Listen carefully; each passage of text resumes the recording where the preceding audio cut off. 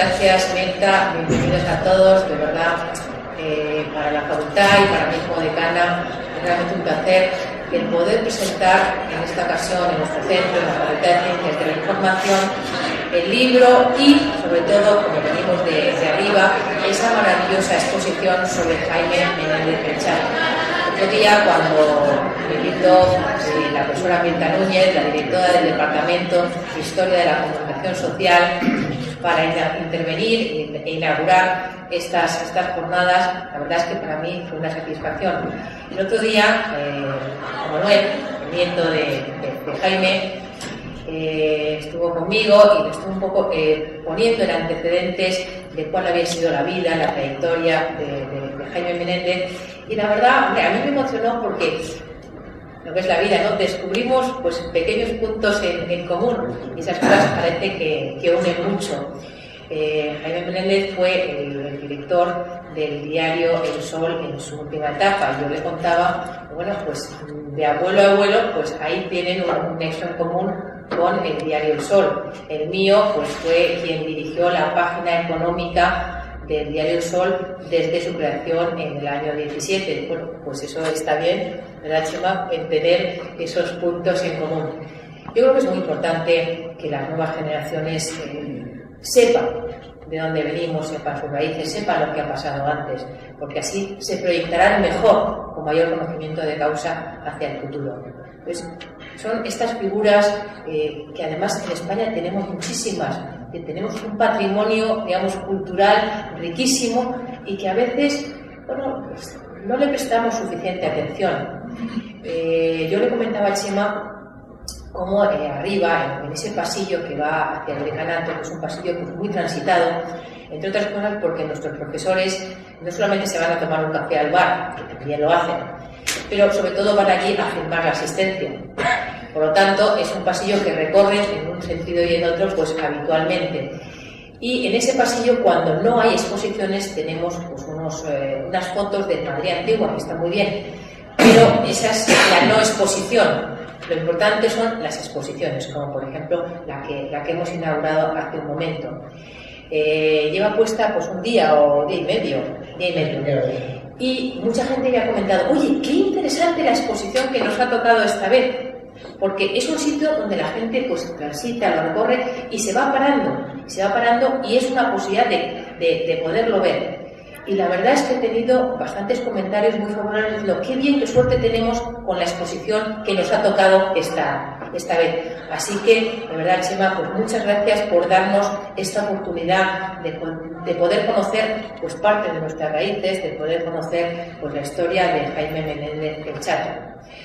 En este momento, es decir, me acompaña en la mesa no solamente la directora del Departamento de Historia de la Comunicación Social, mi nieto Juan Manuel Menéndez. Estamos además, yo creo que es lo bueno un poco aquí, en familia. Tenemos a toda la saga, es decir, en la mesa tenemos al abuelo, en primera fila al hijo y al nieto también aquí sentado. Bueno, pues creo que es un momento importante, es un momento emotivo y es un momento, bueno, pues para recordar. Yo creo que es justo que nosotros recuperemos nuestras tradiciones, recuperamos a nuestra gente. Y yo se lo decía hace un momento a Chema, ¿dónde mejor podemos hacer esto? Pues que en la facultad.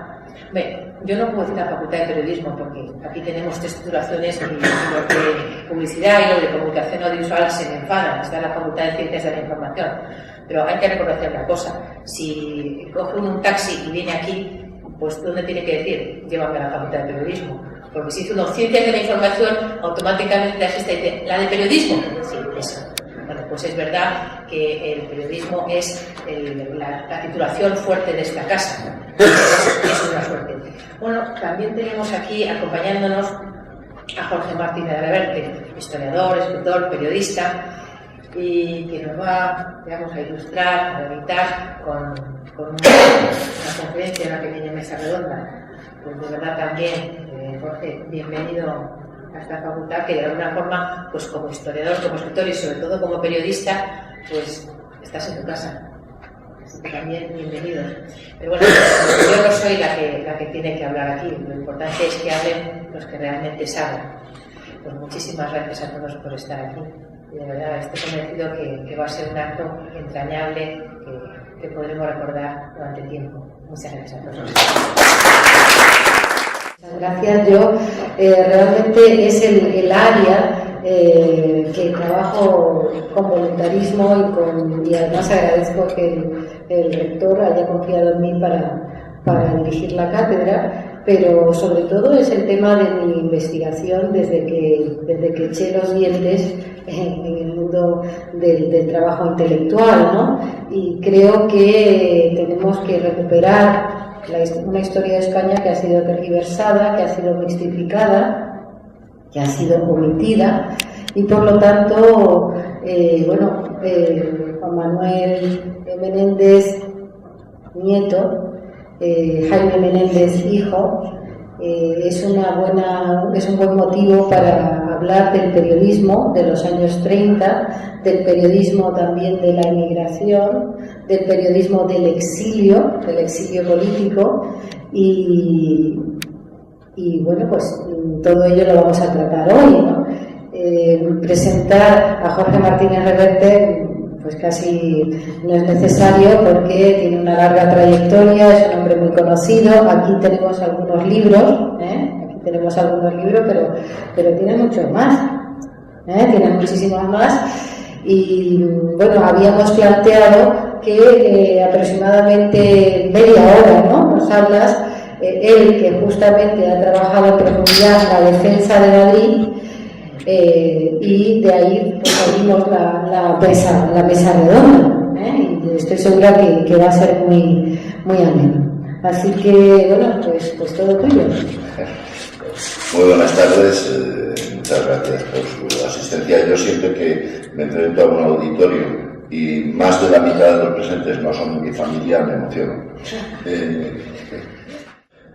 Yo he aparecido aquí, aparte por otras razones que evidentemente por eso de la dilatada trayectoria, que no tiene que ver más que con la edad, lo de dilatada trayectoria, pues evidentemente he tenido mucho que ver con muchos momentos históricos pero sobre todo porque Juan Manuel Menéndez es el tipo más pesado de Europa, es persuasivo, como he conocido a poca gente, y supongo que es una parte de su carácter heredada de su abuelo, de Jaime Menéndez del Chato, que cuando uno lee su biografía descubre que su primera cualidad, por encima incluso de la del talento, que ahora hablaremos de ello, era que era un tipo que cuando se empeñaba en algo lo acababa consiguiendo. Es cierto que a Juan Manuel no le costó tanto tiempo convencerme de que empezara a participar en alguna colateralmente en alguna de sus febriles actividades, pero desde luego de ahí viene la cosa. Era Juan Manuel Menéndez por sí mismo ya tiene mucho interés. Ahora hablaré un poco del periodismo de la época. Pero es un tipo ya muy interesante, un tipo que nace en Asturias, en una zona rural, que se va a la emigración a Cuba no solo por razones económicas, sino también razones culturales de la familia y razones, en cierto modo, solo hasta un punto políticas, pero bueno, lo de escaparse, de tener que hacer la mili en África, en España, pues no era ninguna tontería poder irse de ello. Y es un hombre que pronto tuvo un sueño de una vocación que realmente es llamativa, ¿no? El de ser periodista. De ser periodista y de trabajar en periodismo ni más ni menos que en Nueva York. Y ahora a cualquier periodista joven y menos joven le parece que lo de trabajar en Nueva York y además en el New York Times pues es algo que es más que un sueño. Jaime Menéndez tuvo el sueño de trabajar en Nueva York, se empeñó en trabajar en el New York Times, lo consiguió y además hizo allí una una carrera bastante, más que interesante, ¿no? Un hombre que al principio estuvo en deportes, secciones, este tipo de secciones que parece que mucha gente considera periodismo de segunda, pero acaban siendo escuelas de periodismo espléndidas, ¿no?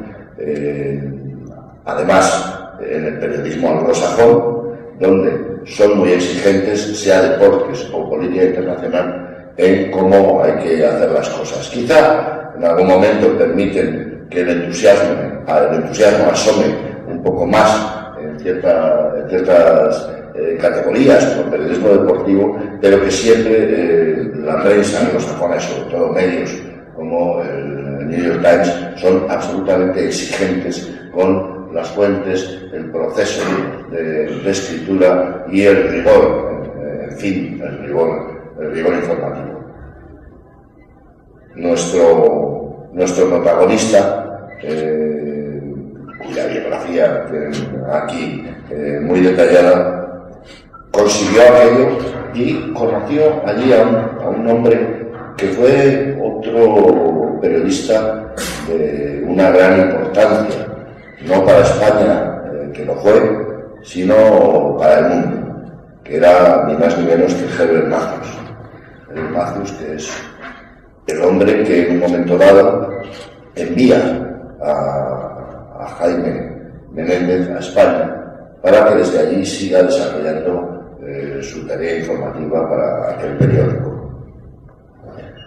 Cuando llega aquí Jaime, decide que esa estancia no va a ser episódica, sino que estar en España en un momento, además, me parece que es el 31, ¿no? Cuando le envían. En un momento en que esta sociedad está huyendo, está hirviendo, está asomando por todas partes con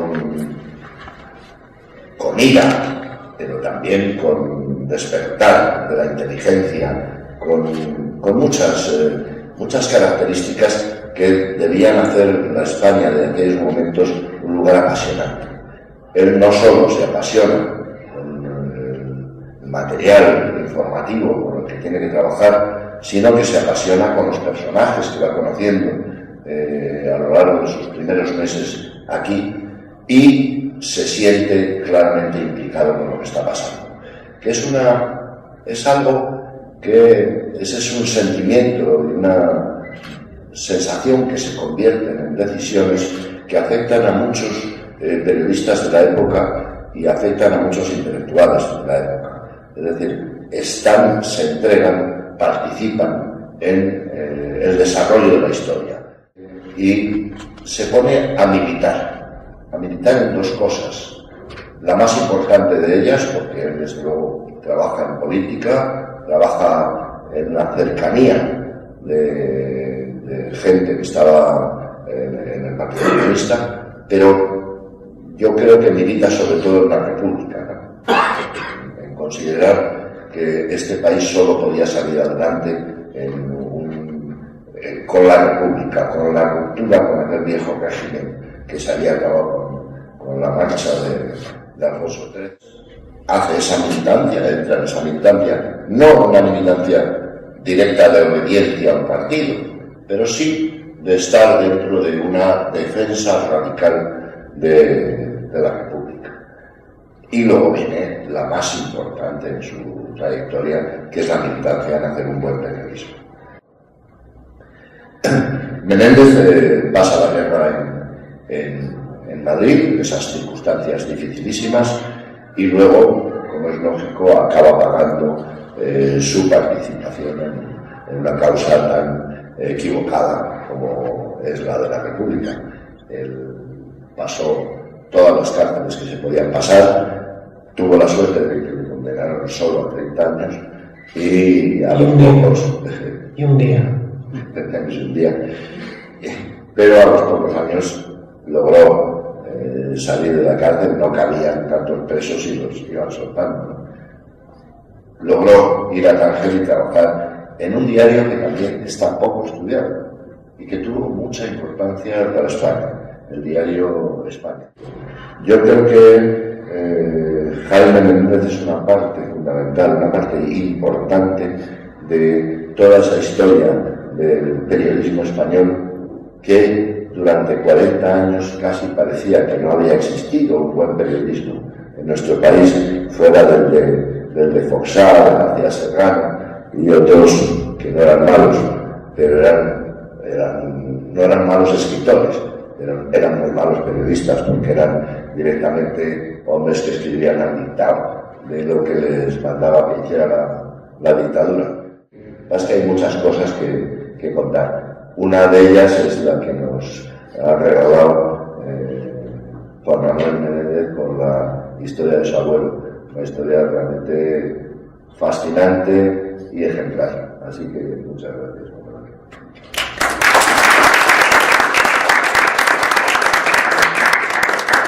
Bueno, pues voy a intentar ser breve, lo más breve posible. Antes de nada quiero agradecer a esta facultad, a Mirta, por el apoyo prestado y sobre todo por sentirse tan cómplice de este proyecto y por también haber aguantado mi persecución y así otro también para que este evento se pudiese realizar. Muchas gracias, Mirta, también por supuesto a la decana Carmen Pérez de Armiñán. Y como no, mi querido Jorge, que bueno, siempre está dispuesto desde el primer momento, pues siempre me ha recibido, me ha ayudado cuando se lo he pedido, sin pedirme a cambio, que se demuestra mucho de lo que es el como persona. Yo te lo agradezco siempre, Jorge, muchas gracias. Y bueno, y a cada uno de ustedes por estar aquí, muchas gracias por sentirse también interesados en este homenaje. Pues a uno de los más, yo siempre digo, más grandes periodistas españoles del siglo XX. Y bueno, han pasado muchos años desde que él falleció. Yo desgraciadamente no pude conocerle. Bueno, no pude conocerle en directo, pero posteriormente pues lo he conocido bastante. Y por eso pues, lo quiero dar a conocer, bueno, la redundancia a todos ustedes, porque me parece uno de los grandes personajes históricos que ha tenido este país y que desgraciadamente por culpa del franquismo ha sido postergado al más absoluto de los olvidos. Y eso es una de las cosas que yo quiero pues, reivindicar aquí hoy y sobre todo para que la gente joven sepa quién fue Jaime Menéndez el Chato. Evidentemente aquí se han dicho muchas cosas importantes sobre su calidad profesional, sobre sus pasos que dio, pero yo destacaría también algo que muy pocos conocían hasta el momento que yo realicé la investigación del libro, que claro, nos llevó a llevarnos sorpresa tras sorpresa, que fue socio fundador de una alianza, la Alianza de Españoles Republicanos de Nueva York. Que esa alianza se funda cuando está aquí la Segunda República, en 1931, y claro, los pocos españoles que estoy allí, pues se les ocurre la idea de formar esa alianza. Y esa alianza tenía una publicación muy prestigiosa que además se llamaba España Republicana, donde uno de los puntales, lógicamente, pues era mi abuelo como socio fundador de dicha alianza y otros grandes intelectuales que colaboraban desde allí, desde Nueva York, o les pedían sus colaboraciones a través de España, ¿no? Y entre aquellos colaboradores pues estaba Manuel Azaña, estaba Salvador de Madariaga, o incluso Gregorio Madero, que en ese momento se sentía muy republicano, pero que luego pues no tanto. Le duró un poco, sí, pero cuando yo tuve uno de sus artículos, madre mía. En fin, eso fue una de las cosas pues, más relevantes y que a mí me llamó la atención y lo dicho, ¿no? Muy poco estudiado por profesores e historiadores. Y luego también, para mí tiene mucha importancia, por supuesto, que fue el primer español que trabajó en el New York Times, pero también que llegó a dirigir el diario La Prensa. El diario La Prensa fue el primer rotativo castellano que se fundó en los Estados Unidos. Y bueno, llegó a empezar a colaborar allí en 1920 y llegó a dirigirlo gracias a su gran capacidad profesional en 1925. Y con posterioridad, bueno, pues Jorge ha detallado magníficamente lo que era el periodismo en guerra y bueno, el Sol, pues todos sabemos que el Sol fue un mejor periódico, o sea, no hay más que revisar la biblioteca para darse cuenta que cuando entra mi abuelo, que fue en 1934, hay puntales de la talla de Unamuno o de Pío Baroja todavía. Ortega y Gasset, no sé si todavía estaba, porque luego dejó de colaborar ahí, pero bueno, era, digamos, que la crema intelectual del momento colaboraba en ese periódico. Y luego ya con la guerra, pues también en la exposición pueden ver artículos de Antonio Machado o de Manuel Antón Aguirre, es decir, que él estaba en la élite intelectual. Y luego, muy bien resumido lo que es la dureza del franquismo. Estuvo empezando por el campo de concentración de los Almendros, que fue uno de los más duros que hubo aquí en España, pero él en ese momento se da cuenta de que es testigo presencial de algo muy importante y empieza a escribir un libro. Y ese libro está resumido en uno de los capítulos del libro, que es The Jail, yo lo llamo la cárcel, porque lo escribió en inglés, en un inglés muy rebuscado, porque esas hojas las sacaban a escondidas mi padre, aquí presente, debajo de la ropa, escondidas, y le decía: no te preocupes, que si te cruzas con la Guardia Civil y te registran y te encuentran, aunque sepa inglés, no se va a enterar. Y así fue, ¿no? Un profesor con una profesional, que fue lo primero que me dijo, ¿no? Este inglés es tan impresionante que a tu abuelo deberían de haber dado el premio, ¿no?, por saber escribir en este inglés tan rebuscado. Y ahí pues empieza, digamos, lo que denomino un poco más tarde la transición periodística. Empieza a luchar ahí, a contar todo lo que estaba pasando, cosa que no tiene nada que envidiar a los campos de concentración nazi. Es decir, aquí hubo españoles que sufrieron lo mismo que allí, lo mismo. Fusilamientos todos los días, torturas, sacas, dormir en el suelo, no comer, no tener que comer, no tener que beber, etcétera, etcétera, etcétera. Esa es una de las grandes, lagunas que tiene este país con la historia, ¿no? Muchos jóvenes saben que era Mauthausen, que era Auschwitz, y no saben lo que eran los Almendros, o el campo de Miranda Negro, donde creo que también estuvo, ¿no estuvo tu padre? No sé. Miranda Negro, efectivamente, el campo de concentración de Hortal, de Cereiras, etcétera, etcétera, etcétera. Hubo un plan sistemático del gobierno franquista, nada más terminar la guerra, en abril del 38. Yo he podido recuperar alguna documentación que demuestra que nada más terminar la guerra crearon 38 campos de concentración para sistemáticamente, acabar con los que consideraban rojos peligrosos en ese momento, y ese número fue increciendo hasta alrededor del centenar o más del centenar, que ya hablan algunos historiadores de ese momento. Y luego, como Jorge me ha indicado, estuvo preso 5 años, salió y desde el exilio en Tánger empieza una labor de Zappa muy importante, y empieza a, lo que digo yo, a dar un poco palos a la dictadura y al franquismo de una forma muy sutil, porque en ese momento solo se podía hacer de una forma muy sutil, pero lo hacía. Y el diario España de Tánger fue su gran conducto para poderlo analizar. Pero no solamente eso, es que él regresa en el 57 a Madrid, porque mi bisabuelo en ese momento había fallecido, mi bisabuela estaba muy mala y consiguió, gracias a la ayuda de gente que había en el régimen, los salvoconductos pertinentes y que le condonasen la pena, que fue bicentenario, su regreso aquí. Y desde aquí, desde varias publicaciones, una de la revista El Mundo, empieza a hacer una labor de Zappa increíble. Es otra de las publicaciones en las cuales se ha investigado muy poco, y en esa revista yo he podido, no solamente los artículos interiores, que criticaba de una forma indirecta a la dictadura, por un artículo que decía más o menos así: la bota opresora del gran dictador. Era un artículo sobre un dictador que no decía el nombre, pero que todos sabíamos quién era. Y le daban palos continuamente a la dictadura, pero en las cubiertas de esas publicaciones, que esa publicación hay que tener en cuenta que se vendían en todos los kioscos, aparecían fotografías de lo que se suponía todos los enemigos de Franco. Por decir ejemplos clarificadores, portadas de todo lo que tuviese que ver con la tendencia izquierdista, comunista, etcétera, etcétera. Entre ellos, portadas de donde salía Fidel Castro, donde salía, quiero recordar, 8.000, donde salía, o sea, todo aquello que era impensable, ¿no? Incluso fotografías de Miaja, recuerdo en una revista del mundo que salía una fotografía de Miaja, ¿no? Y eso era algo como atreverse, era un valiente que siempre tuvo claro que había que luchar por la democracia y por las libertades.